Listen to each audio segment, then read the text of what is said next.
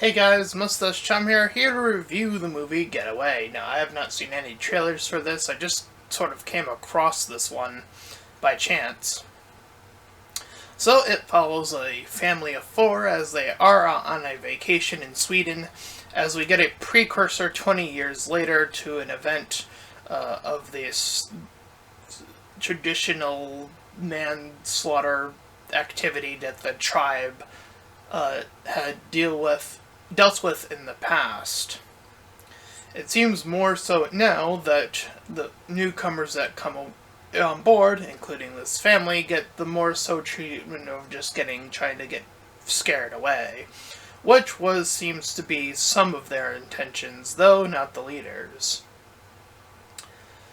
And she gets the incorporation of one of the more trustworthy of her cause, as it were, to benefit from partaking in this tradition, as it were. However, as it would turn out, the family, spoiler alert, is not everything as it seems. It seems like these are a professional group of killers. The entire family is. But that's not all. It turns out that about close to the end of the movie, it is also revealed that the son is legitimately adopted, and not only that, also gets killed by the father. And the daughter gets shotgunned. I'm not sure how she survived that, but she does. And the husband gets his arm cut off. So, this group of killers does not get away scot-free.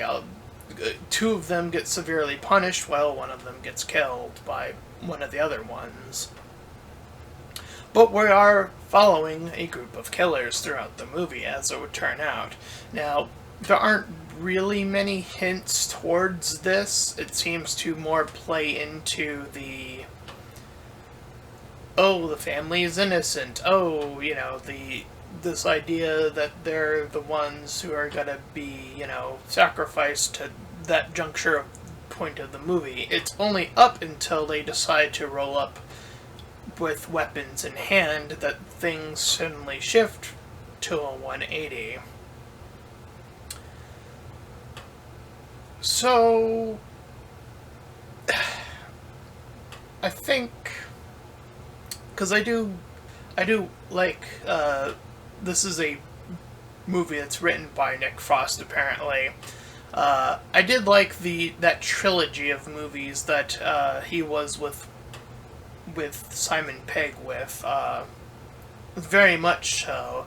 So it was interesting to see not only him sort of separate, but still sort of manifest that sort of vibe, I guess, is what he's going for here. I mean, he wrote it, again.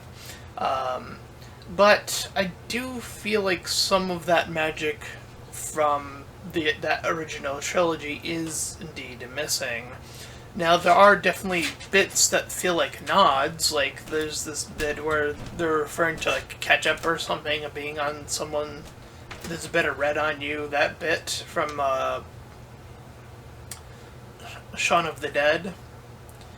So it does feel like he acknowledges that those bits are still very prevalent, but they don't carry the same cadence here, at least, performance-wise, or, I think they try to make the bit work, but it just didn't have the same flavor to it, I guess.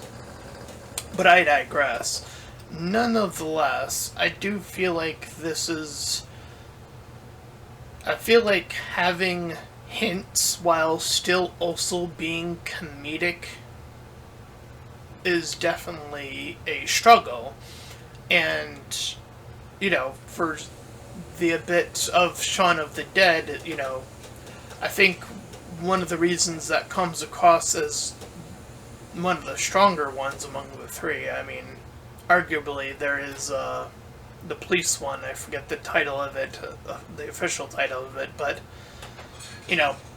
Shaun of the Dead has such a consistent set of moments where it's obviously the offshoot of the zombies versus, the ineptitude of the group, essentially. Primarily Shaun, obviously, and his friend. But what I appreciated about that is it felt like they were able to carry that with still a sense of understanding when to get dramatic, which are moments here and there throughout that movie that definitely carry that as well, and that's very much present in that other movie but I don't remember the name. I'm sorry, but point being is that I don't feel like the balance is as well stricken here is what I'm trying to allude to, essentially. It feels like they were trying to go towards like keeping it in the horror genre for a longer period of time, and then the comical bits are sort of flipped on when this reveal happens more so. At least that's how I read it when I was watching this movie. And I do feel like that does take away. And I feel like there are definitely bits you can, have where the actors are doing things that sort of hint that that's what the family is up to while simultaneously being funny about it in a weird way. Like, yeah, it's a tall order, but it's clearly very achievable. I mean, again, just look at Shaun of the Dead. Very successful at just blending it almost seamlessly, almost to a degree, I would argue. Dare I say it's like the exact opposite. Like, they almost thread the needle, like, so hard that it almost jumps the shark in a weird way. Without it ever truly doing that, I feel, and I feel like that's why that movie is so memorable, is that it feels like it always pushes right up until that edge and then finds that right moment to dip back into the other elements that are sort of balancing that movie into being a fantastic movie. Whereas here, again, it does feel like it's more so split. It almost does feel like two separate movies are almost happening here. The first good section of the movie, and then the climax feels like a completely separate movie once it's revealed what they are. And yeah, so I think this movie could have definitely been a lot stronger in that regard. But I don't know, maybe that is the expectations of having them both together. Maybe that's what it was. Or maybe it was the writer who was able to achieve that level of balance more so, mayhaps, over someone like Nick Frost, who does seem to understand at least, like, how to, write the atmosphere of the horror element, and then I feel like that merge is where that's missing, and I do feel like that does allude to a, dramatic shift in the movie's tone. Though I would also argue that that doesn't necessarily make the movie bad by any means. I just feel like it could have tightened up just a bit here. So I probably would give it like a 6 out of 10, if anything.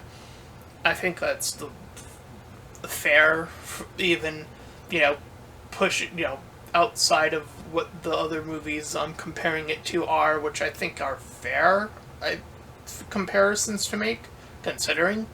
But I do feel like even on its own, it does not as tightly, fulfill that level of storytelling where it's like, once it's revealed that they are killers, you go, oh, that hint here, here, and here explains this, and this, and now there's almost like a puzzle piece added to the comedy, added to the action, added to the horror. So, yeah, it does feel like there's a puzzle piece missing in this entire movie. One that does not get achieved here. So, that is a bit of a shorter review, but that is the gist of the movie, so I'll leave it to as far as I need to talk about any sort of movie for any length that I deem is needed. Anyway, if you ended up enjoying this review, then please feel free to like, comment, and subscribe. Also, make sure to check out those links in the description, and when I head over to my petition about smaller YouTubers, so get to my PayPal, where you can help support me and my channel directly, and there to my Discord server. You can join collab, show, all that cool stuff for free, and until next time, everyone, bye-bye.